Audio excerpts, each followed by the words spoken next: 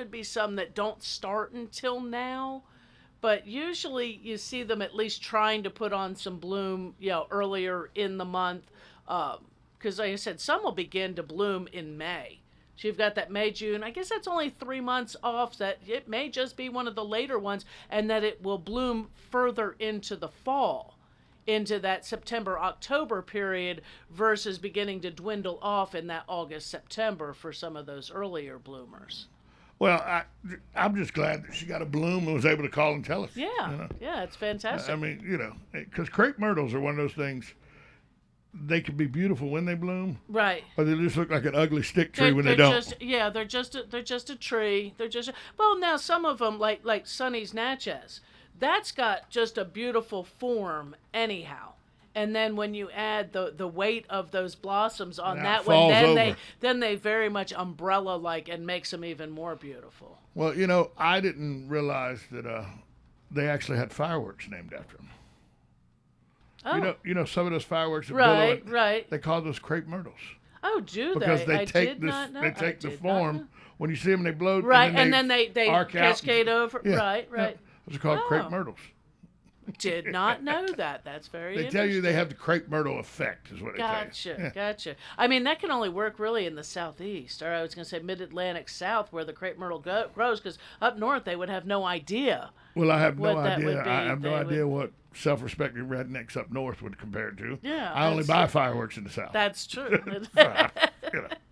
For scaring off crows and beaver dams. There you go. Right. Well, no, in Florida now you're allowed, so long as it's only on those certain holidays, 4th of July. You still got to sign that waiver saying you're using it. I thought they were supposed to get rid of that waiver. I don't know. I thought I didn't buy any fireworks this year, so I don't know. My once you become a responsible pet owner, fireworks kind of go by the wayside. Yeah, they do. And then you're either doing the doggy hug shirts or baby Benadryl for the dogs to knock them out. It's just the worst. Yeah. And I don't own horses. I couldn't imagine for horses. Yeah. Could not imagine. And it's funny because you get out there in the open areas in horse country, and people who own horses set off. It's fireworks, like, why? Yeah. I'm like, or that you've moved out here to the country to party, and you don't own livestock that would spook, but talk to your neighbors. 622-9622 is the number to call if you want to speak with Master Gardener Carol Ann Baldwin. In the garden with Carol Ann Baldwin. I had a question come over. You've been seeing me pick up my phone. Now I had a text come in. What is the advantages or disadvantages of a Bermuda lawn versus a Bahia lawn? Oh. Well, I know Bahia is one tough grass. Because Bahia grows. It doesn't matter. Bahia grows. It's not always a real thick, dense lawn. No. It's wispy. It is wispy.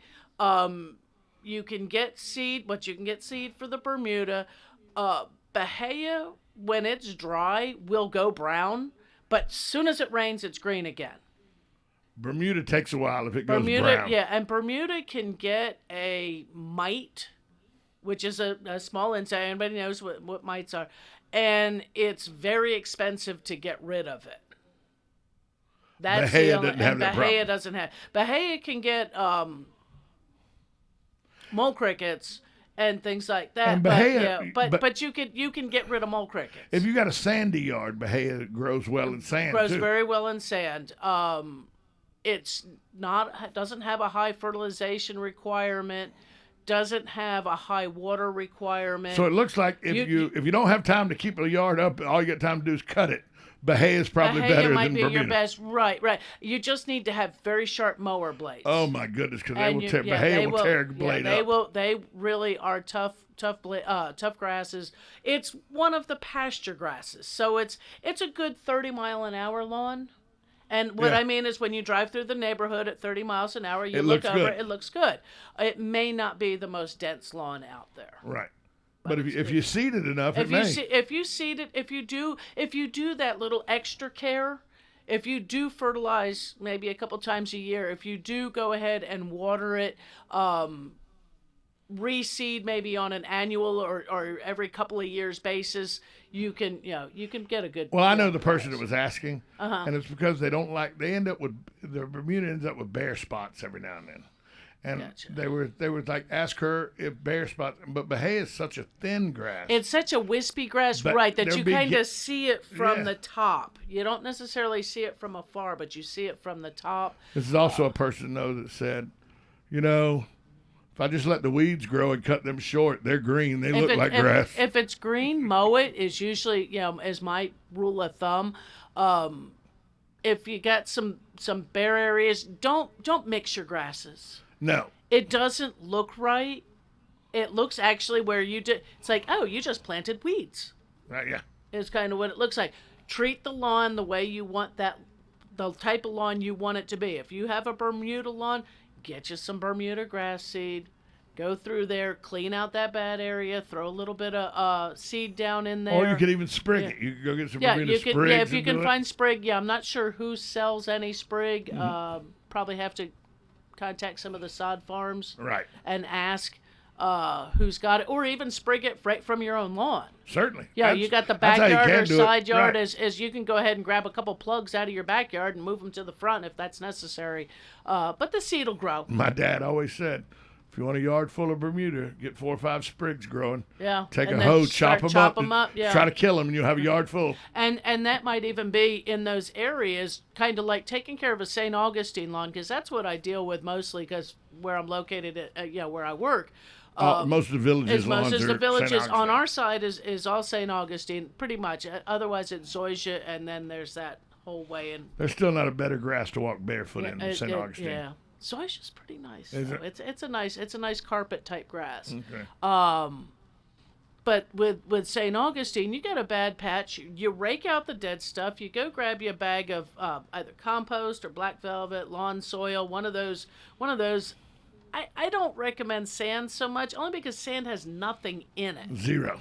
Has no nutrition, and you're trying to get that to come back across.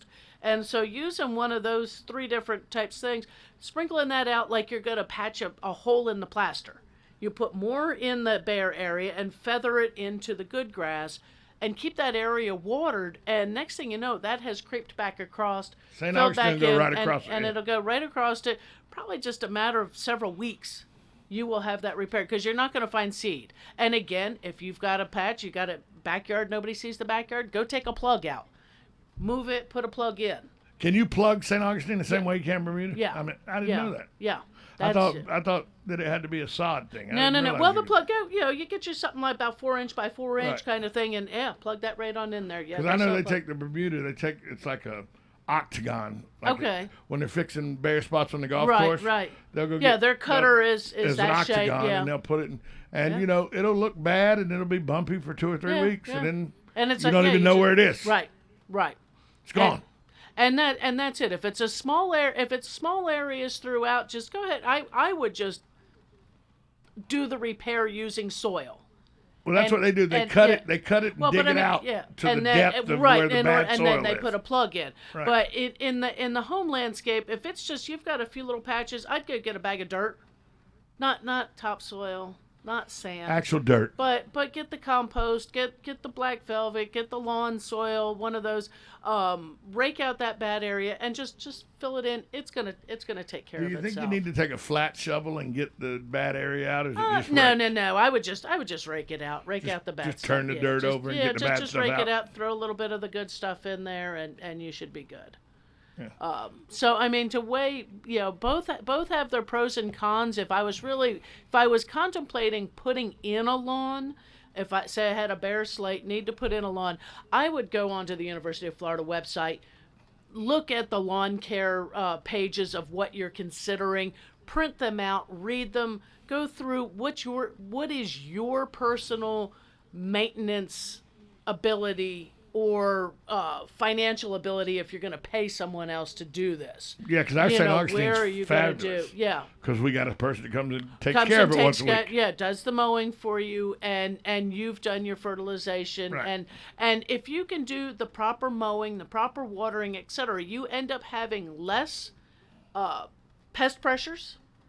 as well as less fungal issues, even though we have a hard time controlling fungal issues because nature's going to bring us rain when we don't necessarily know it or need as much or the quantity.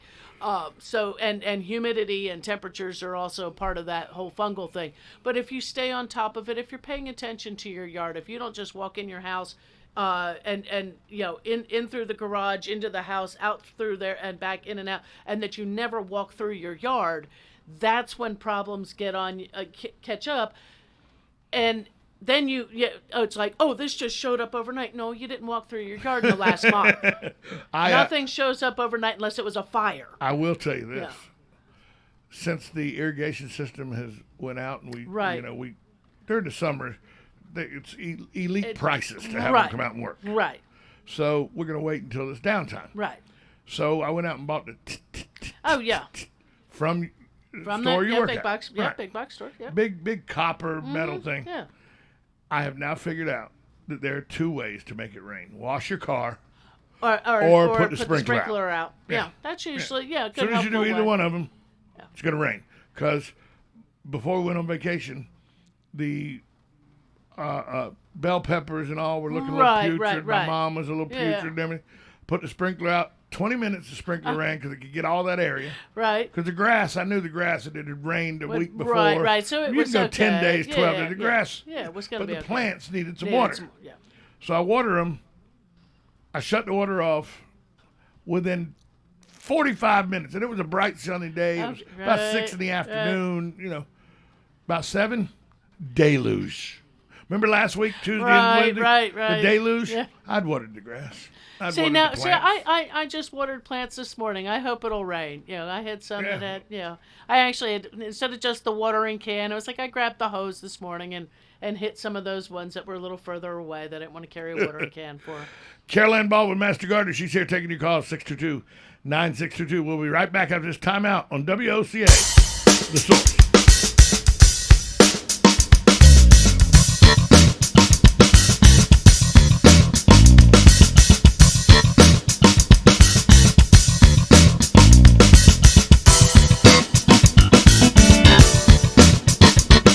Broadcasting from the Ocala International Airport, this is WOCA AM, W242CA FM, Ocala, 1370 AM, 96.